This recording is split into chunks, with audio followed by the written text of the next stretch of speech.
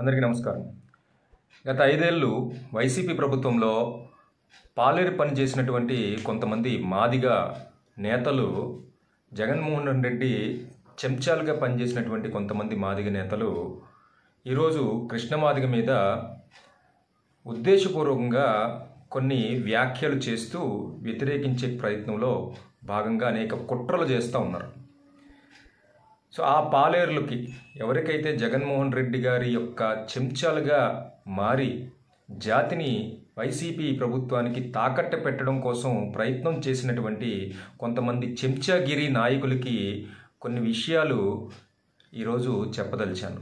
ఈ నేపథ్యంలో గత ప్రభుత్వంలో మాదిగ కార్పొరేషన్కి అధ్యక్షుడిగా పనిచేస్తూ మాదిగ జాతికి రాష్ట్ర వ్యాప్తంగా ఉన్నటువంటి మాదిగ జాతికి ₹1 కూడా మాదిగ కార్పొరేషన్ ద్వారా నిధులు తీసుకురానటువంటి కొమ్మూరు కనకారావు అనే వ్యక్తి కృష్ణమాదిగం మీద ఏ విధంగా దుమ్మెత్తిపోస్తా ఉన్నాడు అనేది ఒక్కసారి చూడండి. ఈ సందర్భంగా మందకృష్ణ మాదిగ, నువ్వు చంద్రబాబు నాయుడు చేతిలో కీలు బొమ్మలాగా మారి ఆంధ్రప్రదేశ్ రాష్ట్రంలో శుద్ధ రాజకీయాలు చేయొద్దని చెప్పేసి మనం చేస్తా ఉన్నాం. సో కృష్ణమాదిగ గారు చంద్రబాబు నాయుడు చేతిలో కీలుబొమ్మగా మారాడట. అయ్యా కనకారావు గారు, కీలుబొమ్మ అనే పదాన్ని మాత్రం దయచేసి మీరు వాడకండి, ఎందుకంటే దెయ్యాలు వేదాలు వల్లిస్తున్నట్టుగా ఉన్నాయి. సో మీరు ఒక పార్టీకి, ఒక నాయకుడికి కీలుబొమ్మగా వ్యవహరిస్తూ కృష్ణమాదిగ గారు కీలుబొమ్మ అని చెప్పడం అనేది చాలా హాస్యాస్పదంగా ఉంది. ఇక్కడ చంద్రబాబు నాయుడు గారి చేతిలో కృష్ణమాదిగ గారు కీలుబొమ్మ అయితే, అదే చంద్రబాబు నాయుడు ప్రభుత్వంలో అధికారంలో ఉన్నప్పుడు, అధికారంలో లేనప్పుడు అనేక సందర్భంలో కృష్ణమాదిగ గారు చంద్రబాబు నాయుడు గారికి పాలసీల మీద వ్యతిరేకంగా, అలాగే వర్గీకరణ విషయంలో ఒకవేళ వ్యతిరేకంగా మాట్లాడితే గనక అనేక సందర్భాల్లో కృష్ణమాదిగ గారు చంద్రబాబు నాయుడు గారిని ప్రశ్నించడం జరిగింది. అదేవిధంగా చంద్రబాబు నాయుడు చేతిలో స్వయంగా జైలుకి వెళ్ళడం జరిగింది. అనేక సందర్భాల్లో ఆయన్ని ఇబ్బందులు పెట్టడం మనం చూసాం. సో అదే మరి కీలుబొమ్మగా వ్యవహరించినట్లయితే కనుక మరి చంద్రబాబు నాయుడు గారిని కృష్ణమాదిగ గారు ఎందుకు ప్రశ్నిస్తారు? అనేక సందర్భాల్లో వాళ్ళిద్దరి మధ్య ఎందుకు వివాదాలు జరిగినాయి? అలాగే క్షుద్ర రాజకీయాలు అనే పదాన్ని కూడా మన కనకారావు అన్న వాడారు.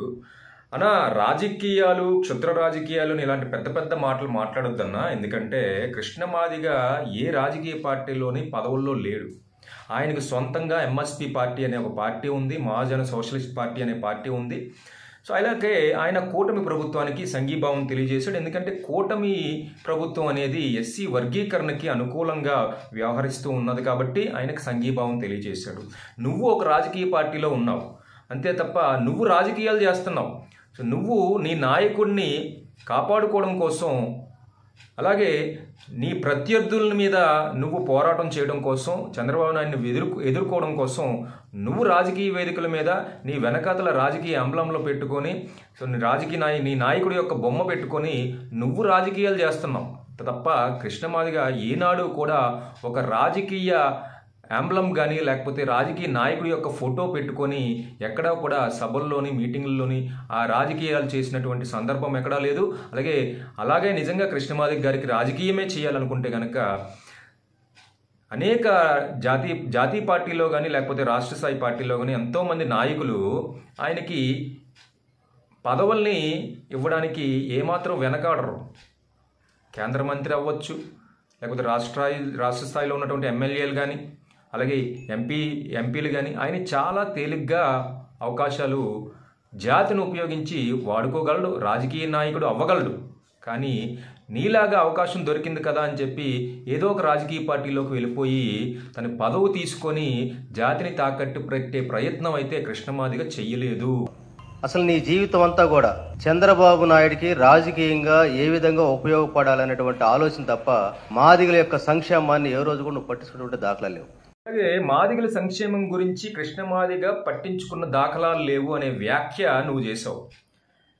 కనకారావు అన్న, గుండెల మీద చేసుకుని చెప్పు, ఈరోజు నువ్వు నేను ఒక మాదిగగా ఇలా వీడియోలు చేస్తూ ఉన్నాం, లేకపోతే ఒక రాజకీయ పార్టీలో అవకాశాలను వినియోగించుకుంటూ ఉన్నాం, నేను మాదిగని అని చెప్పుకునేటువంటి ధైర్యం ఎవరిచ్చారు? ఎంఆర్పిఎస్ ఉద్యమం కాదా? కృష్ణ మాదిగ కాదా?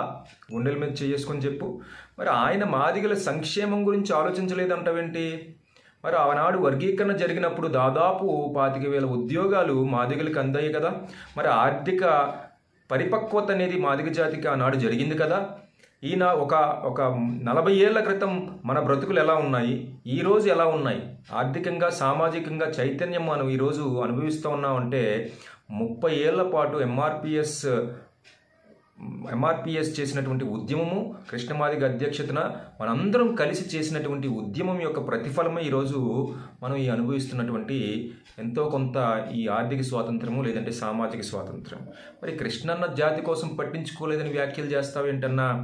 అదేవిధంగా చంద్రబాబు నాయుడు గారు కూడా ఈ 30 సంవత్సరాల్లో ఈ ఉద్యమం ద్వారా మాదిగల్ని 4 ఓట్లు సంపాదించుకొని ఏ విధంగా మాదిగల ద్వారా లబ్ధి పొందాలి, మాదిగలకి ఏ విధంగా ఉపయోగపడాలో మర్చిపోయి కేవలం రాజకీయ అంశంగానే చూడటంలో ఆరితేరితే చంద్రబాబు నాయుడు చేతిలో ఒక పనిముట్లాగా ఈరోజు మందకృష్ణమాదిగ తారేటువంటి విషయాన్ని ఆంధ్రప్రదేశ్ రాష్ట్ర ప్రజానీకం తెలుసుకోవాలని చెప్పేసి గుర్తు చేస్తా ఉన్నాం. అలాగే చంద్రబాబు నాయుడు చేతిలో కృష్ణమాదిగ పనిముట్టుగా ఉన్నాడని చెప్పి ఒక వ్యాఖ్య చేశాం. అనే పనిముట్టు అనే మాటకి బెస్ట్ ఎగ్జాంపుల్ నువ్వేనన్నా. ఎందుకంటే వైసీపీ ప్రభుత్వంలో చేరి మాదిగ కార్పొరేషన్కి నువ్వు అధ్యక్షుడిగా ఉంటూ నువ్వు వెలగబెట్టినటువంటి మాకు అందిపుచ్చినటువంటి అవకాశాలు ఏంటి, జాతికి మాకు ఇచ్చినటువంటి ప్రయోజనాలు ఏంటి, నువ్వు చేసినటువంటి గొప్ప ఏంటి మా జాతికి, నీ వలన ఒక్క నయా పైసా రూపాయి ఉపయోగం అనేది జాతికి మిగిలిందా, వచ్చిందా, ఏదైనా ఉంటే చెప్పు. మాదిగ కార్పొరేషన్ ద్వారా జగన్మోహన్ రెడ్డి ఎంత నిధులు, ఎన్ని కోట్ల లేకపోతే ₹1,00,000 కనీసం ₹1 నిధి అయినా సరే నీ ద్వారా మాదిగ జాతికి, మాదిగ కార్పొరేషన్కి అందించాడా? అది నువ్వు డిస్ట్రిబ్యూట్ చేసావా? ఒక్క విషయం చెప్పన్నా. మరి ఏ ఒక్క రూపాయి కూడా మాదిగ కార్పొరేషన్ ద్వారా మాదిగ జాతికి అంది ఇవ్వలేనప్పుడు నువ్వు ఏనాడైనా జగన్మోహన్ రెడ్డిని ప్రశ్నించావా?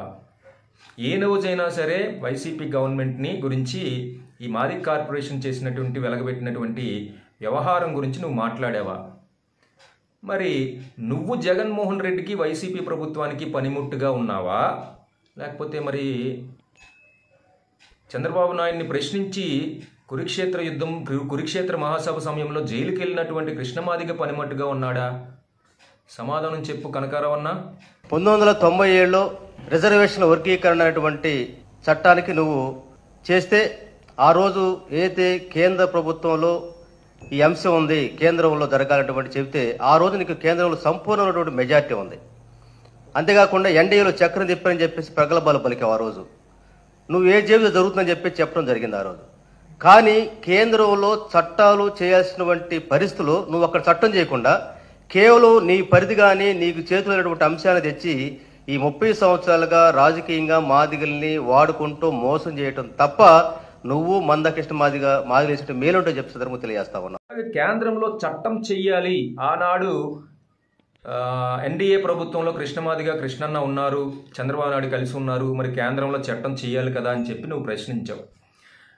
అన్నా, కేంద్రంలో చట్టం చేయాలంటే నీ వల్ల నా వల్ల కాదన్నా.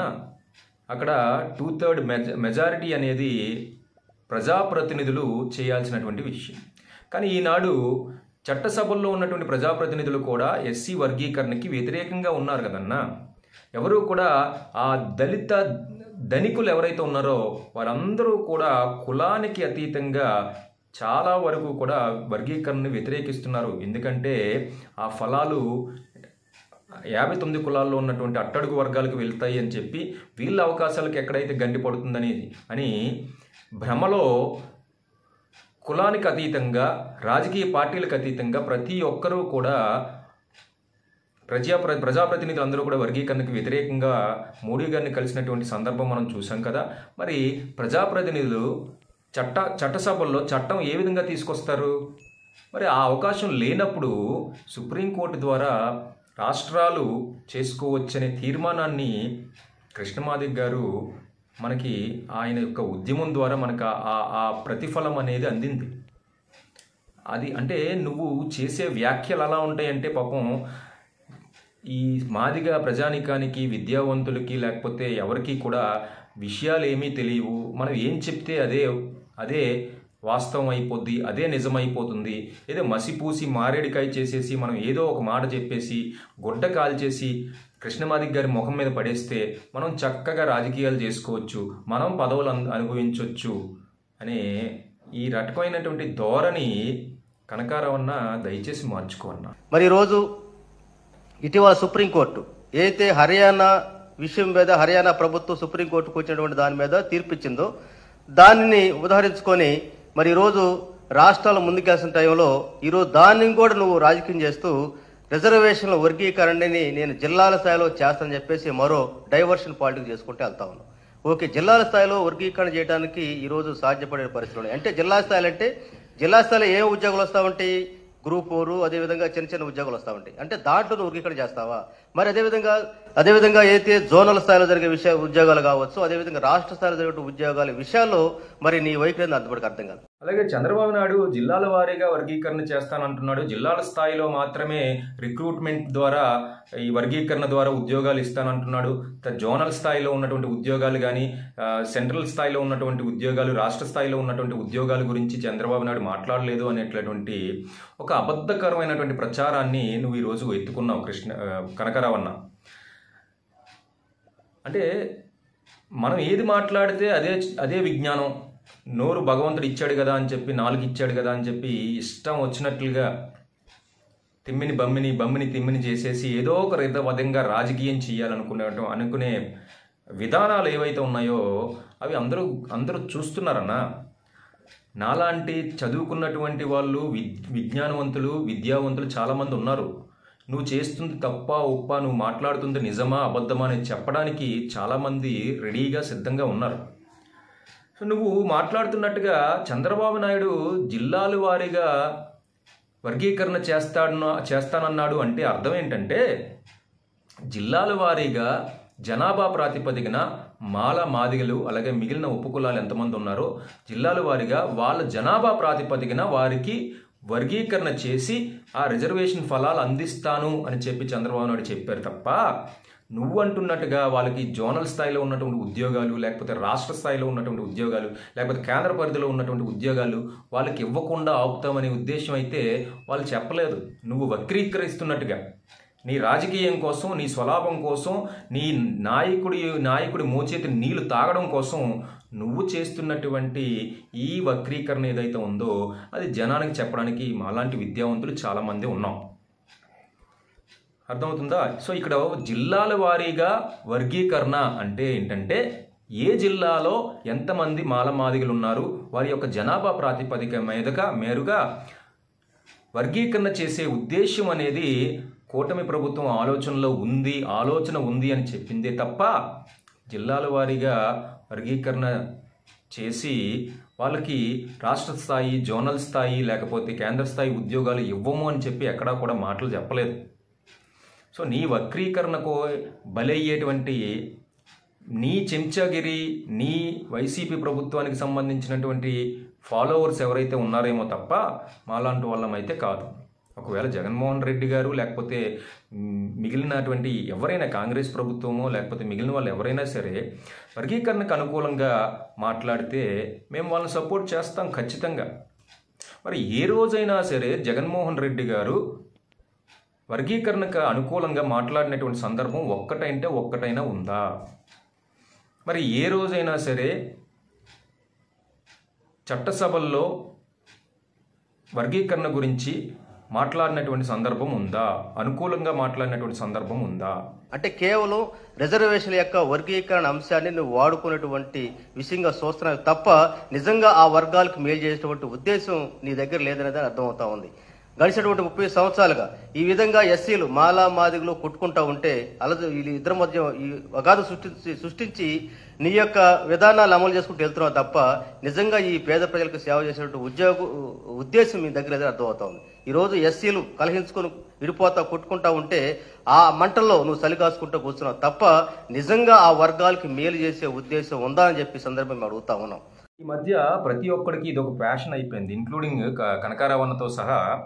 వర్గీకరణ ఉద్యమం గురించి మాట్లాడితే వీళ్ళకి ఏంటంటే మాలమాదిగలకి మధ్య కలహాలు పెడతా ఉన్నారు, విభేదాలు పెంచుతూ ఉన్నారు, ఆ ఎస్సీల్లో ఉన్నటువంటి ఐక్యతని చెడగొడుతున్నారు అని చెప్పి చాలా తెలివిగా లౌక్యంగా వాళ్ళ వ్యక్తిగత స్వార్థం కోసం మాట్లాడే ప్రయత్నాలు చేస్తున్నారు. బాబు కనకారావన్న, ఎస్సీలు ఐక్యత దెబ్బ తగలడం అనేది ఎప్పుడు మొదలవుతుంది? అన్నదమ్ముల మధ్య విభేదాలు ఎప్పుడు మొదలవుతాయి?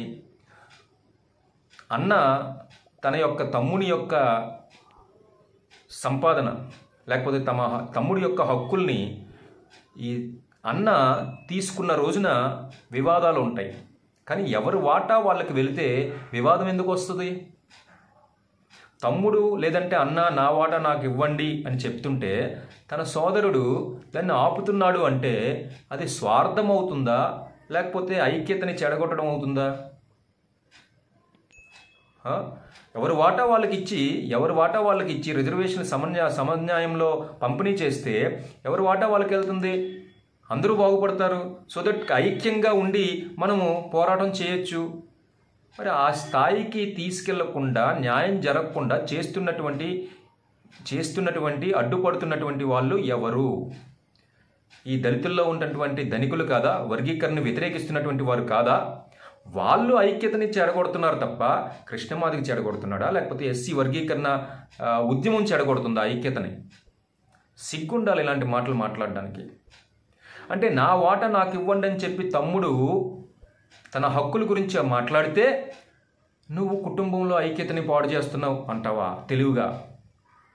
అంటే వాడు ఆకలితో అలమటించి, వాడు క్షీణించి, వాడు ఎండి మాడిపోయినా పర్వాలేదు, కానీ నువ్వు మాత్రం వాడి వాటా తీసేసుకొని నువ్వు కూడా బలిష్టంగా తయారయ్యి అలా ఐక్యత గురించి మాట్లాడతావా?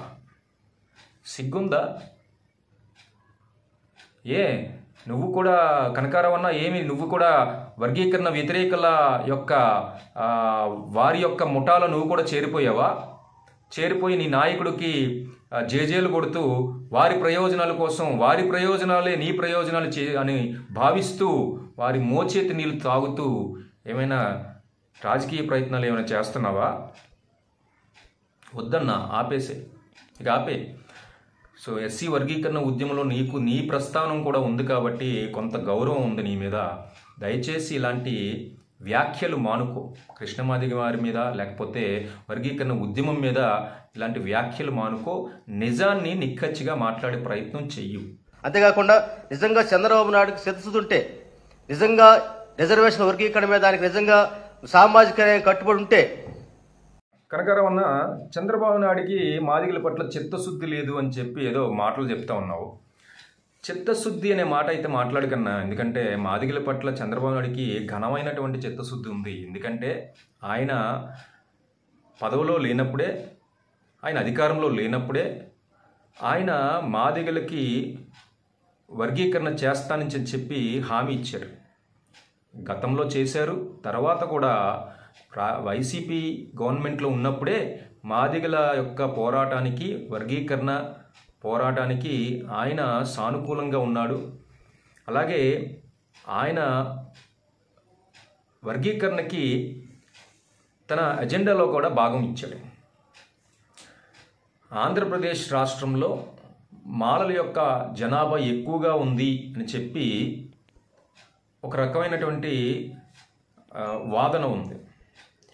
సో అలాంటి సందర్భంలో కూడా నిజానికి 2011 సెన్సస్లో చాలా తక్కువ వ్యత్యాసం ఉంది మాదిగలకి జనాభా విషయంలో. కానీ ఇప్పుడు మళ్ళీ ఒక్కసారి మనం సెన్సస్ చేస్తే కనుక ఖచ్చితంగా మాదిగలు మాలలు ఈక్వల్గా ఉంటారు. ఒకంత మాదిగల జనాభా ఎక్కువగానే ఉంటుంది అని చెప్పడంలో ఎలాంటి సందేహం లేదు. క్లియర్గా సెన్సస్ చేస్తే జనాభా లెక్కలు ఇప్పుడు తీస్తే కనుక, మరి ఇలాంటి పరిస్థితుల్లో మాలలు మేమే జనాభా అధికంగా ఉన్నాము అని చెప్పి ఒక రకమైనటువంటి భావజాలాన్ని ప్రచారం చేశారు. సో ఆ ప్రచారాన్ని అన్ని రాజకీయ పార్టీలు నమ్మాయి. అదేవిధంగా టీడీపీ కూడా పార్టీ కూడా నమ్మింది. సో అలాంటి సందర్భంలో కూడా నిజంగా సామాజిక న్యాయానికి వ్యతిరేకంగా చంద్రబాబు నాయుడు ఆలోచించి చేసి ఉండుంటే కనుక, రాజకీయమే చేసి ఉండేటి కనుక, అధిక జనాభా ఉన్నటువంటి మాలల యొక్క ఫేవర్ సంపాదించడానికి, వాళ్ళకు అనుకూలంగా వర్గీకరణ వ్యతిరేకించి మాలల యొక్క అనుకూలత సాధించి ఉండేవాడు కదా. కానీ ఆయన సామాజిక న్యాయం అనే డిమాండ్ని గౌరవించి మాలలు వ్యతిరేకించినా పర్వాలేదు, కానీ వర్గీకరణ అనేది న్యాయమైనటువంటి అంశము, ఆ డిమాండ్ నెరవేరాలనే ఉద్దేశంతో ఆయన 59 కులాలకి న్యాయం జరగాలనే ఉద్దేశంతో ఆయన ఎన్నికల ప్రచారంలో, అలాగే వారి యొక్క పార్టీ ఎజెండాలో కూడా ఈ విషయాన్ని, వర్గీకరణ అంశాన్ని పొందుపరిచి వర్గీకరణ పట్ల చాలా చిత్తశుద్ధితో ఉన్నటువంటి పార్టీ టీడీపీ పార్టీ, అలాగే కూటమి పార్టీ. మరి ఏనాడు ఎన్నికల ప్రచారంలో కానీ, లేకపోతే గత 5 ఏళ్ళు వైసీపీ ప్రభుత్వం పాలనలో కానీ ఏనాడు కూడా వర్గీకరణ పట్ల అనుకూలంగా మాట్లాడేటువంటి సందర్భం ఏ నాయకుడు కూడా, ఇంక్లూడింగ్ నీతో పాటు కనకరావు అన్న, గుర్తుపెట్టుకో, ఒక్క సందర్భం కూడా లేదు. మరి మీరెలా ఈరోజు మాదిగ జాతి గురించి మాట్లాడతారు? మీరెలా మాదిగ మాట్లాడతారు? అదే వైసీపీ పార్టీలో గతంలో ఉన్నటువంటి డొక్కా మాణిక్యవర ప్రసాద్ గారు లాంటి వారు మాదిగల పట్ల చిత్తశుద్ధితో వర్గీకరణకి అనుకూలంగా న్యాయమైనటువంటి పరిష్కార మార్గాన్ని ఎన్నుకోవాలి అని చెప్పి ఆయన చాలా బ్యాలెన్స్డ్గా మాట్లాడినటువంటి సందర్భం మనం చూసాం. పార్టీలకు అతీతంగా ఆయన పార్టీ రాజకీయంగా వ్యక్తిగతంగా ఏ పార్టీలో ఉన్నప్పటికీ కూడా, అప్పుడు ఆ సమయంలో ఏ పార్టీలో ఉన్నప్పటికీ కూడా ఆయన సానుకూలంగా మాట్లాడినటువంటి సందర్భం ఉంది. మరి ఆ స్థాయి విజ్ఞత నీకెందుకు లేదు? బహుశా చదువు లేకపోవటం వల్ల ఏమో. సరే, మీ చదువు గురించి మాకు అనవసరం, కానీ విద్య లేనివాడికి కూడా కనీసమైనటువంటి ఇంగిత జ్ఞానం అనేది ఉంటుంది. ఏంటంటే సామాజిక న్యాయమైనటువంటి డిమాండ్, వర్గీకరణ ఏదైతే ఉందో దానికోసం పోరాడాలి. మనం ఏ పార్టీలో ఉంటున్నామో ఆ పార్టీల యొక్క ప్రభుత్వాలు, అధికారులు ఎవరైతే ఉన్నారో, రాజకీయ నాయకులు, మన నాయకులు ఎవరైతే ఉన్నారో ఆ నాయకుల మీదకి వివరించి ఆ అంశం పట్ల సానుకూలంగా వ్యవహరించే విధంగా ఒత్తిడి తీసుకొచ్చే ప్రయత్నం అనేది చెయ్యాలి. ఆ ప్రయత్నం నువ్వు ఈ గత 5 ఏళ్లలో ఒక్కరోజు కూడా చేసినటువంటి దాఖలాలు లేవు. నువ్వు ఈరోజు చంద్రబాబు నాయుడు గారి చిత్తశుద్ధి గురించి, లేకపోతే కృష్ణమాదిగ గారి యొక్క చిత్తశుద్ధి గురించి నువ్వు మాట్లాడుతున్నావు.